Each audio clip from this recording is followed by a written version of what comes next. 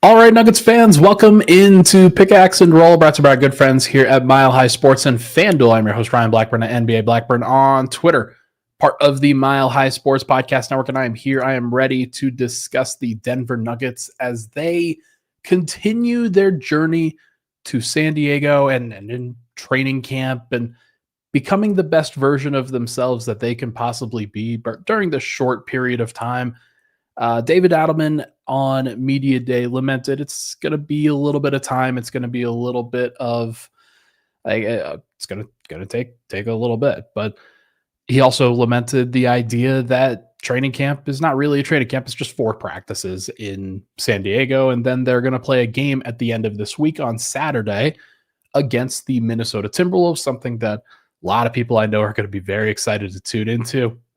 I know I'll be very excited to tune into. But for all of the hoopla and everybody talk about, okay, so you're making too much of this, you're thinking too much about it. No, this is serious. This is, and I want to make sure that I convey that early on in this show, just so that everybody understands where I am at personally. Usually I'm the one to kind of not fully mellow things out, but also just like, if there's a whole bunch of momentum behind something, okay, let's get things back to normal. Let's see this regress at least a little bit. That's not what this is. I do not think that that's what this is. I think that the Nuggets are, well, they're in a good place. They're in a good place, and I think that that should be very, very exciting to Nuggets fans. On today's episode, we're going to talk about initial reactions to training camp. I'll talk about what I think is going to be changing, what I think is going to be staying the same, some stuff that Nuggets fans can really lock into over the course of the entire season, some of the defensive principles that the Nuggets are really going to try to evaluate and update, and then who's in the rotation? Who's in the rotation at the start? What are we expecting from this team? And I can take at least a small victory lap because I think it's pretty clear that I was right. And we'll get into that in just a second. Okay. Initial reactions here. Every quote that you hear, every sentiment that you hear has very clearly been a positive one. Sometimes when you kind of get into this flow, it's a little bit shaky. Everybody, okay, you're working on conditioning a little bit too much. You're working on, you start hearing things behind the scenes of like, yeah, this is taking a little bit too much time, not necessarily being as competitive as you would hope for. Guys are trying to show off a little bit too much for the coaching staff, their own individual games, as opposed to just like trying to deliver good winning basketball.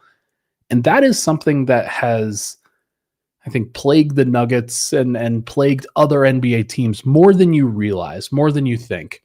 Where the example I think I can give, guys like Bones Highland, for example, I'm not going to, like, I won't just sit out here and call out Bones specifically, but that sort of example of a player that is trying to prove how good they are in comparison to the other guys on the roster, as opposed to comparing how much they can help a team win.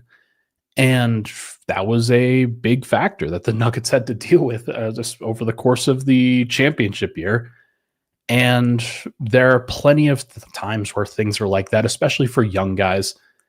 Denver's roster right now is different than that. It is a different beast where a lot of the young guys are very much bought in. You're hearing good things about Christian Brown, Peyton Watson, Julian Strother. Deron Holmes is still trying to figure things out, but he apparently had a pretty good practice on Wednesday in comparison to Tuesday, where it was like, holy crap, I'm going up against Nikola Jokic and Jonas Valanciunas, and that's my first professional NBA practice. Yeah, it's tough. That is a tough sentiment to have to follow. But it seems like the Nuggets are pulling the same direction. Now, to be clear, I'm in Denver. I'm in the Denver area. I am not in San Diego. More of what I'm hearing is through the grapevine in terms of all the same content, all the same videos that you guys are hearing, and that I've got some other methods. But I do think that what we're starting to get the sense of is how serious this team is taking this opportunity, which is different from last year. It is different from like the championship year. I was there in San Diego for that year. I got the same sort of sense, but that was a different feeling, I think. That was more of a team in their prime knowing that they could do it, but they had to show everybody else that they could do it. This is a team that knows that they can do it, doesn't care that they have to show everybody else that they're doing it, but they have gone through the process before and are going through it again. In between, in 2024 and 2025, 2024 was very much about, hey, we've done this before. Let's just do that. And let's just trust our principles. This is them actually going back to the drawing board and doing the work. And I think that that's really exciting. That should be very, very exciting for people. They're talking about building up the foundation. They're talking about building the work, like doing everything at the beginning that you don't want to miss out on this opportunity. And it's going to sound very fanboy, and I understand that, but I do think that it's true. I do think that just based off of what we're getting from this, that the Nuggets are really fully bought in, and that should excite a lot of people. Nikola Jokic looks great.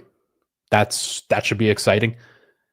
The other thing is that I think they are giving him more responsibility on the defensive end, not just like physically, but also up here, and having him call out a lot of things. That's going to be a lot of the defensive principles from like for what the Nuggets are going to be bringing in. I'll talk about that a little bit more later, but I do think that they're going to try to take advantage of Jokic's brain and really build their defense off of that, not just their offense.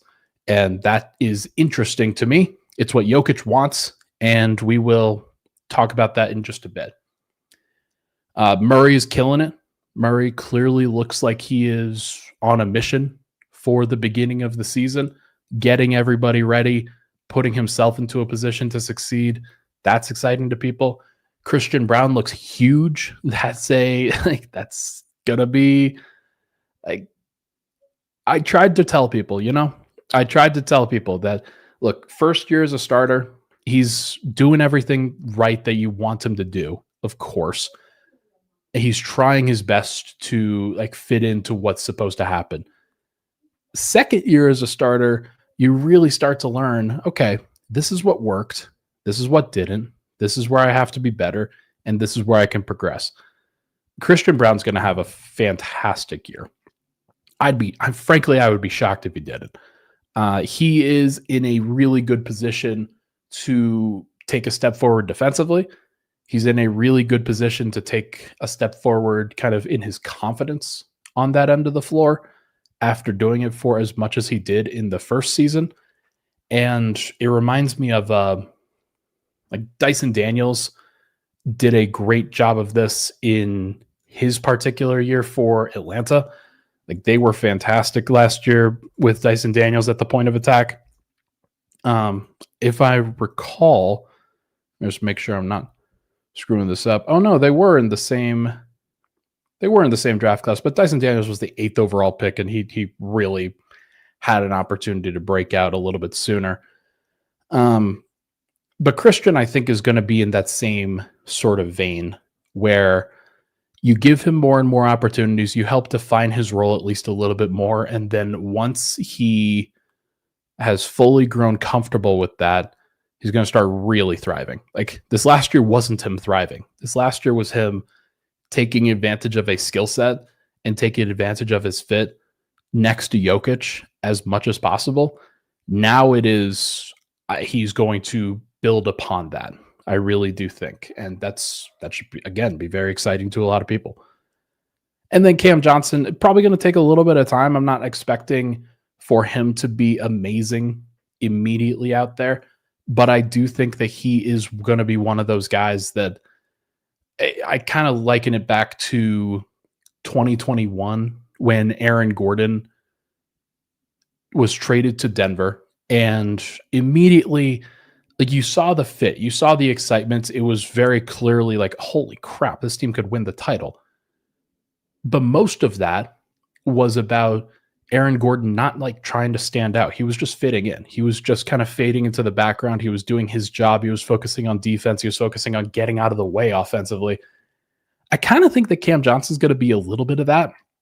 Maybe more offensively centric and less defensively centric, but it's going to be a little bit of that. And people are going to be like, there's going to be these questions that I know I'm going to get through the first 2 to 3 weeks of the season.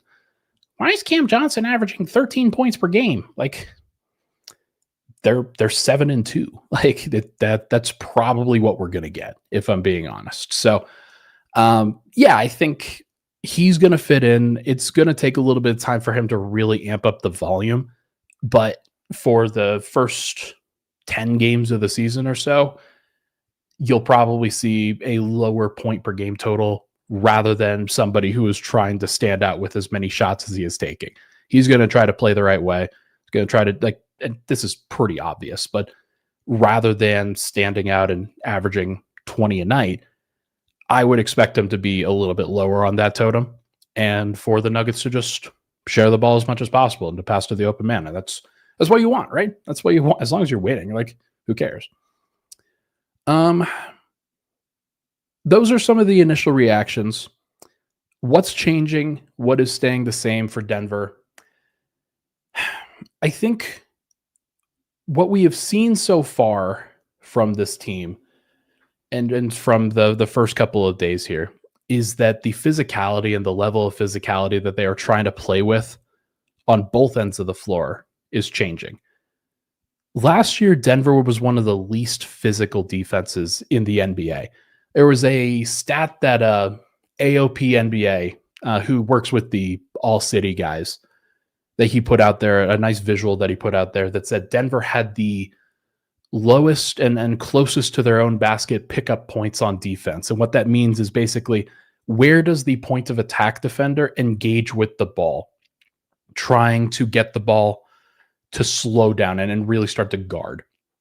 And Denver was closest to their own basket because one of the reasons was because they didn't have the energy. And Christian Brown's already playing 34 minutes a night, every single night. And Michael Porter's gassed, Jamal Murray's gassed, Aaron Gordon's gassed. And so, like, playing on-ball defense far out and really pressuring opposing teams was impossible. That wasn't something that was viable for the Nuggets last year. Now you have depth. You have at least a layer of comfort and like knowledge that, hey, if you get some fouls, if you're tired, the team can sub you, and there are going to be other players that can actually help. And that sounds a little bit disingenuous to guys like Russell Westbrook and Peyton Watson and Julian Stroud. Those guys did help last year. That's not what I'm trying to say. But now you've also got 9, 10, 11, and 12, and 13 in the rotation that can give consistent help early in a game and often in a game. And that's exciting. That should be a very positive experience for people, knowing that, all right, you have to play harder on both ends of the floor because there are other people that can also do what you're trying to do on the defensive end, especially. I don't think that anybody's going to take Jamal Murray's spot on offense. Same thing really for Nikola Jokic or Cam Johnson. But like, if you're Aaron Gordon, if you're Christian Brown, you know that you can go hard for those 28 to 30 minutes. And then the great thing about having good depth and good backups is that there are other guys behind you that can do the same thing. Tim Hardaway Jr. is really going to try to lock in and play with effort on defense. Peyton Watson is obviously like very, very focused on that. Bruce Brown's very focused on that. Jalen Pickett talked about picking up 94 feet every single time that he's out there on the floor. And that, to me, I think is a very exciting point. Just because Denver was so soft last year from a defensive pressure standpoint, because they didn't have the reinforcements necessary to actually do anything more. Now, not only is the roster better, but David Adelman is really trying to emphasize doing to those teams what they did to Denver over the course of the last 3 years. And if you remember how often the story was get the ball out of Jamal Murray's hands, pressure him full court, force anybody else to beat you. It sounds like they are working on that very consistently, and guys like Christian Brown, Peyton Watson, Cam Johnson, obviously, Bruce Brown, every other player is going to be capable of bringing the ball up the floor. And if that's the case, then you can like not gas Jamal Murray. Like you don't have to have him initiate every single time. That is exciting. That is how you become a more versatile, more well-rounded team. And it's how you continue to stay on top of the game and make it easier for yourself while making it more difficult for opponents. Now, is that going to like there's a difference between, I would say, Christian Brown bringing it up against Charlotte versus Christian Brown bringing it up against OKC. And so he's going to have to be ready for OKC. He's going to have to be ready for the ball pressure that Shai Gilgeous-Alexander puts on the ball, or that Alex Caruso puts on the ball, or Lou Dort, or guys like that. And so you're going to have to be great. That's pretty clear to me. But if you can do it, then there is a great opportunity that the team benefits from it significantly. Couple questions here, and then we'll take a break. Grace is in the comments. She says, I'm actually curious if the starters are gelling as quickly as Adelman hoped. He said that the starters were doing pretty well on day 2. Day 1 was a day for the depth and being surprised about the depth being as good as it was. But the starters gelling day 2 was pretty good. I do think that, like, based off of what we're hearing, Cam Johnson's taking a little bit more time than you would hope to kind of pick some things up, but it's only been 2 days. So I don't know if we're going to fully see it until game days. I'm really looking forward to seeing what those guys do on Saturday. I assume that everybody plays, if not for a half, then for a quarter or something like that, just one stint. But if they are gelling, if they are doing things consistently, then that'll be very exciting. Aaron Gordon Enjoyer says, what do you think is the most Brown should get on the extension? It's a good question because we've seen ballpark numbers for other guys. Josh Giddey in free agency just got a 4-year, $100 million extension. I think that's the max I would give Christian if I were the Nuggets. It's not like, so it's tough because Kentavious Caldwell-Pope signed for a 3-year, $66 million deal. That's $22 million a year. Josh Giddey signed for $25 million a year. Josh Hart's contract was about $20 million a year. $million a year. I think that it's going to be in that range. And the question is, like, are you good with that as a Nuggets fan, knowing that he's probably going to be your 4th or 5th option on most nights? I think as the cap continues to go up, the answer should be yes. He has stepped up and proven everything. And I just think that you sign guys and you don't worry about the second apron until you have to worry about it.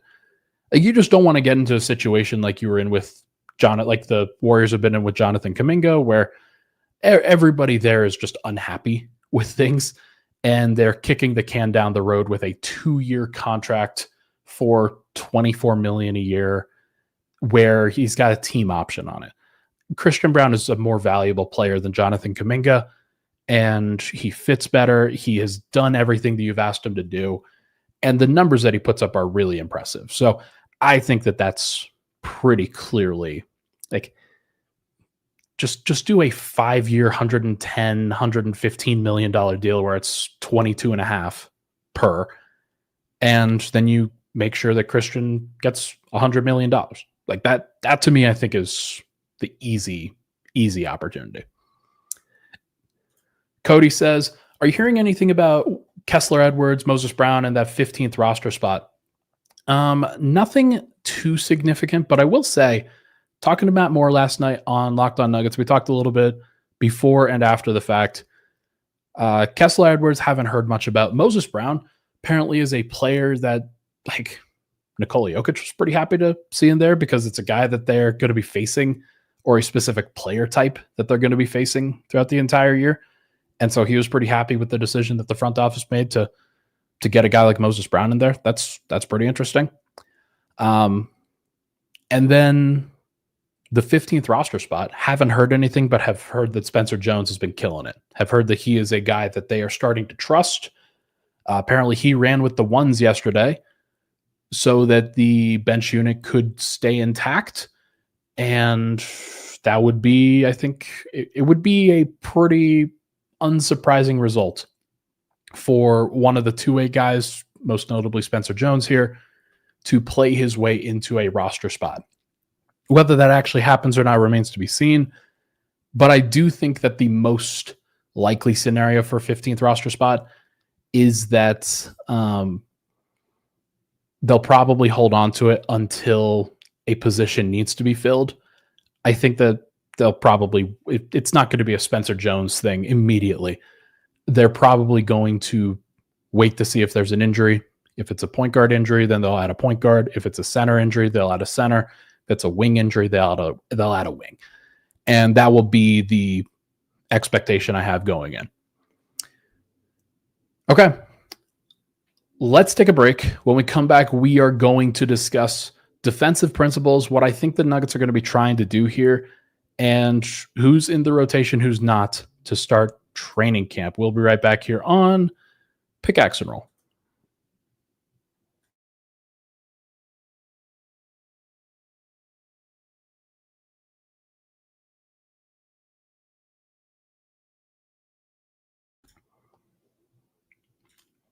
All right, we are back. Pickaxe and Roll. Thank you so much for tuning into the show. Hit that like button, hit that subscribe button. Would really, really appreciate it.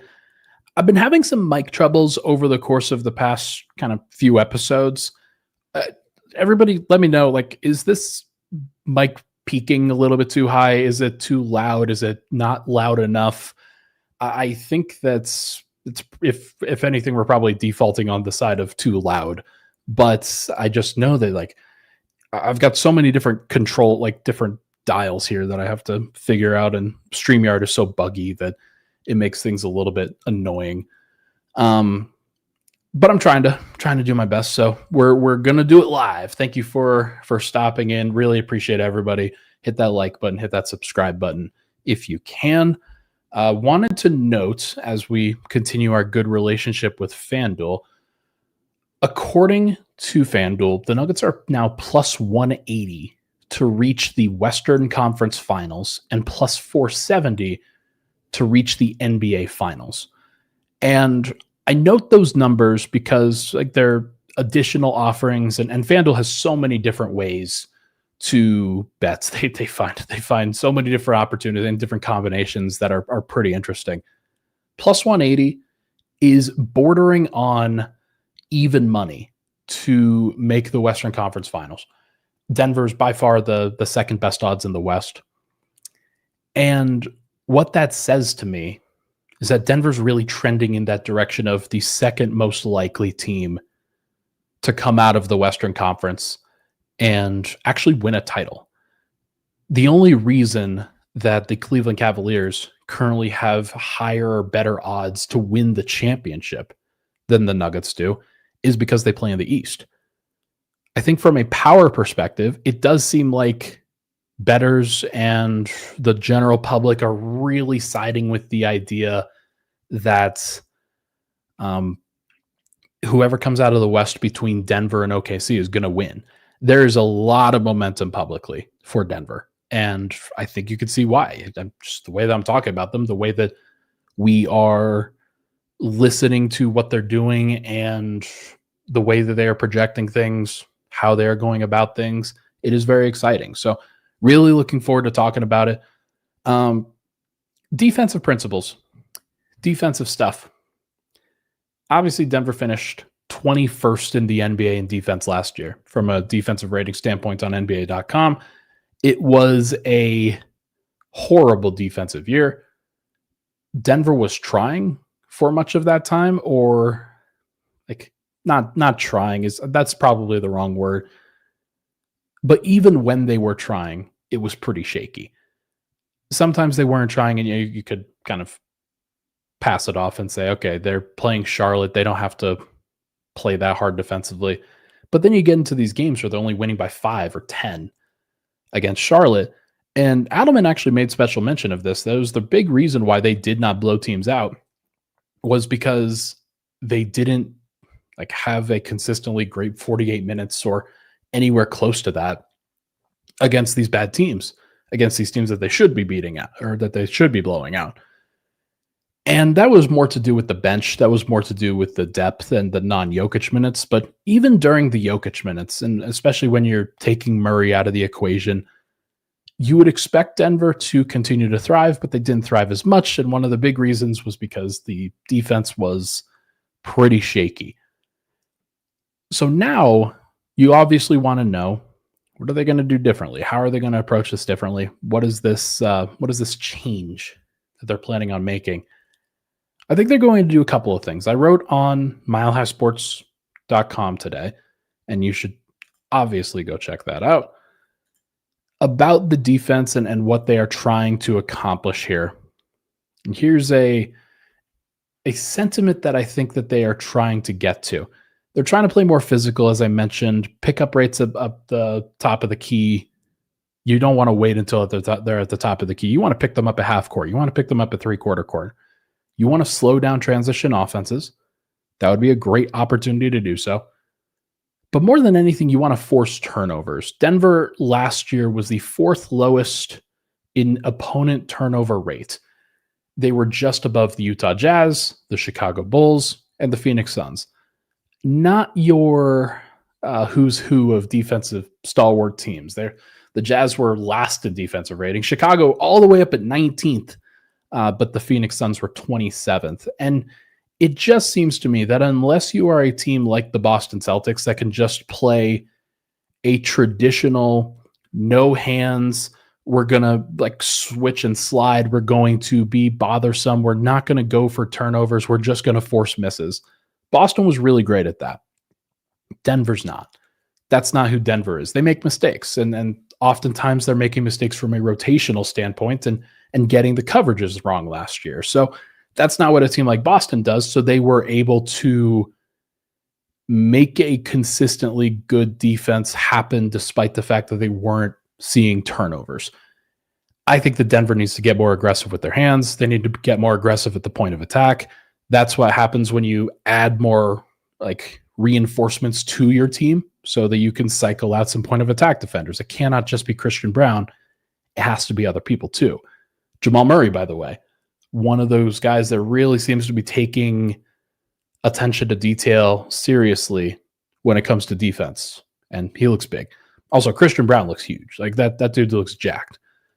But the other thing that I think they're going to try to do from a defensive standpoint, I mentioned this before, funneling everything through Jokic.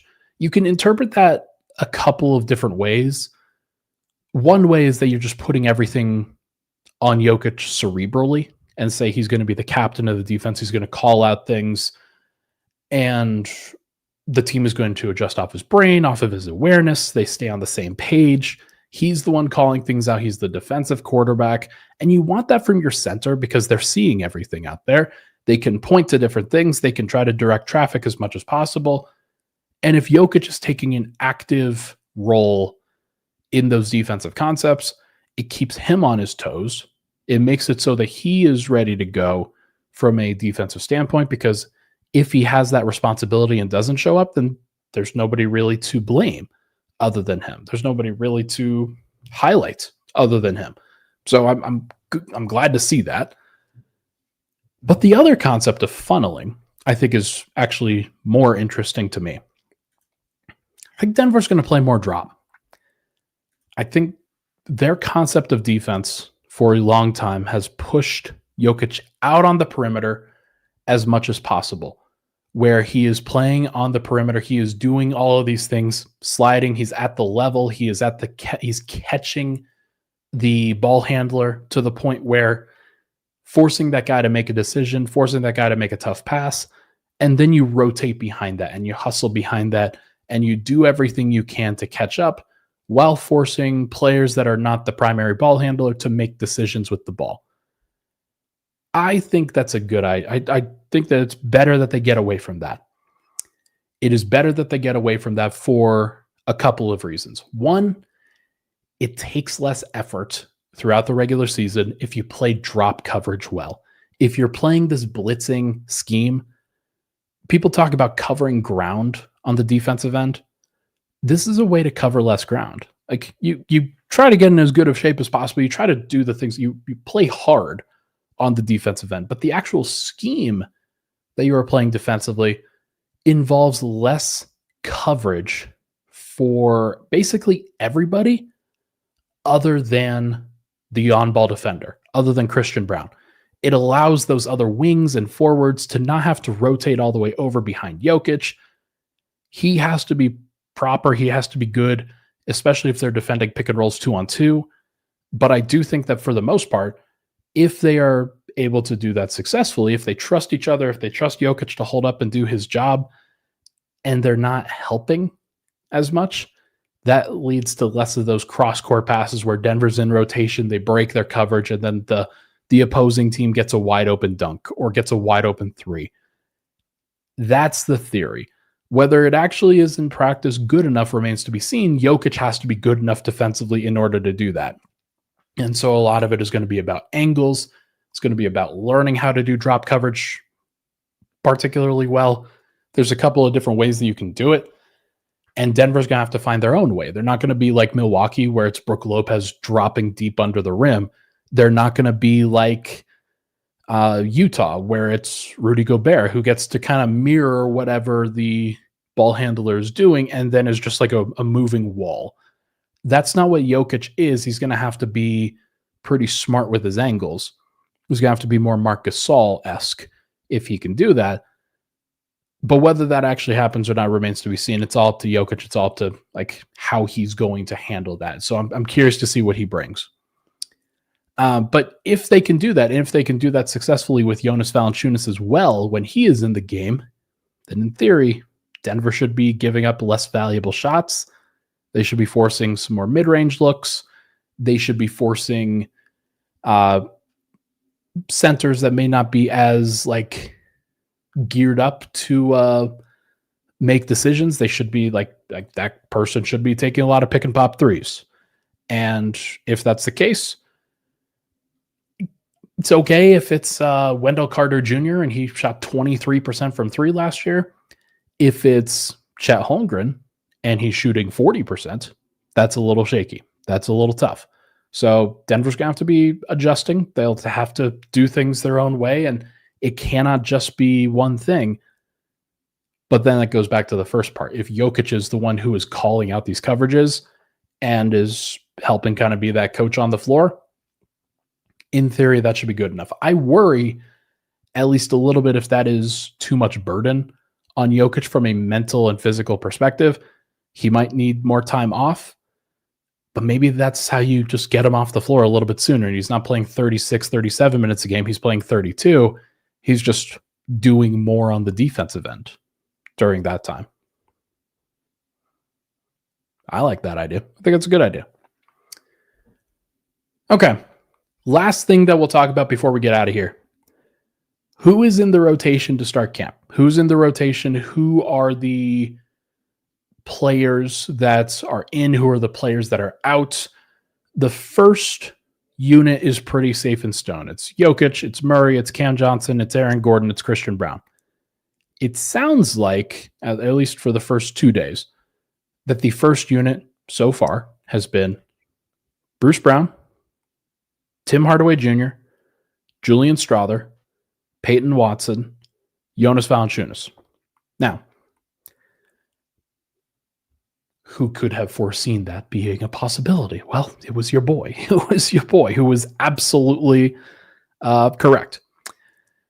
Not surprising to me that Peyton Watson is sliding to the 4. Not surprising to me that Julian Strawther and Tim Hardaway Jr. are out there playing the 2 and the 3, and that the Nuggets are playing at least a little bit smaller with their second unit, at least at the outset. We'll see what happens 10 games into the year, 20 games into the year, 50 games into the year. There's plenty of time for that to adjust. Deron Holmes will make an opportunity for himself. There will be opportunities due to injuries, things like that. But at least at the outset, it very clearly seems like the Nuggets are going with a smaller group and they're moving Peyton Watson to the 4 because it makes sense from a talent standpoint, from a veteran standpoint, and also from a skill set standpoint. Now, Matt last night was talking to me about it, and he said, I'm a little bit worried about the rebounding, a little bit worried about the actual size of that group. I don't care. I didn't say this last night. I just do not care as much about the rebounding aspect of things. If Denver goes about things the right way, from an offensive and defensive standpoint, the rebounding will take care of itself. If they are doing things the correct way, yes, there will be some times where if LeBron James is staggering with the second unit, then that's fine. That's fine. You have to adjust. You'll have to find more opportunities for Aaron Gordon to be out there. And maybe then you move Peyton Watson to the 3, Aaron Gordon at the 4, Jonas Valanciunas at the 5, and then you really have some size. Or if it's Deron Holmes and you have Deron Holmes out there, you'll move Peyton Watson to the 3, or you take him out entirely and still play 3 guards. That's also a possibility. I think that's fine. Most benches, most second units are smaller anyway. Jonas Valanciunas is going to gobble up as many of those rebounds as possible. And yeah, there will be some times where, yeah, you need to really lock in on the glass, and that's something that will be bothersome. Teams like Houston, teams like OKC, those teams will definitely bother Denver on the glass. That's one of the things about those kinds of teams with the athleticism that they have on the perimeter. It is not just in their front court. It's not just guys like Steven Adams or Isaiah Hartenstein or anybody like that. It is the guards and the wings that are crashing. So Denver's going to have to be very diligent about that. It's going to have to be a part of their principles. If it's not, then they'll lose. They'll lose a variety of games that they should win. But if that's the worst part of the defensive bench, that's okay. It really is. It's really fine. Denver will be okay with it. Bruce Brown is going to handle a lot of that time. He's going to be the main guy to initiate. But what's really going to happen with that second unit, at least at the outset, they're going to enter the ball into Valanciunas at the elbow or at the post. And then those guys are going to run actions on the weak side and run actions on the strong side and try to set some screens and cut and things like that. And they are going to let Jonas go to work. I think that the main concern for Denver and for Adelman to start now is, can he get Jonas to play like Jokic? Can he get Valanciunas to operate from that perspective on a consistent basis and really try to unlock as much as he can from a low post, but also from a playmaking perspective? I did the stat when I wrote about Valanciunas a couple of days ago, or I think yesterday, actually. Jonas, during the first 11 years of his career, was about 2.4 assists per 100 possessions. That was actually really low for centers. This last year, he was about 4.7, or last couple of years, which was pretty good. That's closer to Isaiah Hartenstein and some other guys historically that are pretty good centers from a passing perspective. Not great, but pretty good. And that should be exciting to people. That should be exciting for sure. Because if you can get somebody who takes advantage of the fact that Tim Hardaway Jr. is rotating around the perimeter, that somebody like Julian Strawther's cutting on a consistent basis, that Peyton Watson's doing some things, that'll be great. I think that playing smaller also allows for more space on the offensive end for Denver to take advantage of that post-up opportunity, of the interior playmaking, of those things. And I'm looking forward to that lineup. I'm not looking forward as much to when Denver goes big, because I just don't know how good they're going to be able to stay on the offensive end without rotating in another starter. That will be part of the dialogue. It'll be, hey, Jamal Murray's either going to rotate, Cam Johnson's going to rotate, maybe Aaron Gordon rotates at some points. But Denver's going to need some more perimeter play. They're going to need some more initiation from those guys. They're going to need somebody to help out Bruce Brown, Tim Hardaway Jr., Julian Strawther, and that trio. Hurricane asks, do you think we'll see that full bench lineup? At least at the outset, yes. At least at the outset. This is how it has usually worked under Michael Malone. And I don't think that's that crazy to think that it'll be the same thing under David Adelman. There's a reason why the Nuggets spent the first 2 days, first unit, second unit, first unit, second unit, and just like really having those guys get to know each other. They'll do some more blending over the course of today, Thursday, and then Friday in preparation for Saturday's game. But for the most part, what it's going to look like is hockey substitutions at the outset of the season. That will change throughout the vast majority of the year, and going into the playoffs, Denver will, of course, blend lineups more, and they will try to figure out which combinations work best. And it's going to take some time. But at least at the outset, you want the foundation of, hey, we're going to play with, like, Tim Hardaway is going to learn how to play with Jonas Valanciunas. Bruce Brown is going to learn how to play with Peyton Watson. And these guys are going to figure that out over the course of the beginning of the season. And then you start figuring out, okay, Tim Hardaway actually works better with Jokic. And Jonas Valanciunas actually looks really good with Jamal Murray. And Cam Johnson actually looks really good next to Peyton Watson because those guys are like-sized and Peyton Watson can riff off of what Cam Johnson does. Things like that. Those are things that you figure out throughout a year, not at the outset. You start with the base, and then you work your way out from there. So that would be my expectation heading into the year. And I think it's pretty reasonable. I don't think that it's that crazy. Okay. Last thing. According to FanDuel, David Adelman, all the way down to plus 2,000 to win Coach of the Year, which is shocking to me. I remember doing this early on in the season, or early on in the offseason, maybe like 4 weeks ago. It was at plus 1,100 or somewhere around there. So the odds, the opportunity to like bet on him for Coach of the Year, it's doubled. And I'm kind of shocked by that, because if Denver wins 60 games, which is not that crazy, I don't think it's going to, I think it's more likely to be 56, 57, somewhere in that general range. But if they were to win 60, if they were to be the top seed in the Western Conference, let's say you get a little bit of a step back from OKC as they get some poor injury luck to a couple of their guys, or they take a step back defensively, whatever it is. If they win 60 and Denver wins 62, I mean, yeah, Cam Johnson was traded for, and yeah, they improved their bench, but like a lot of that credit should go to Nikola Jokic, probably for an MVP, and David Adelman for Coach of the Year. Kind of like when Mike Budenholzer and Giannis won in 2019. So I don't think that that's crazy. I think that there's a lot of sentiment there that should be a pretty positive thing. And Nuggets fans, I think you should be ready. It's going to be a fun year.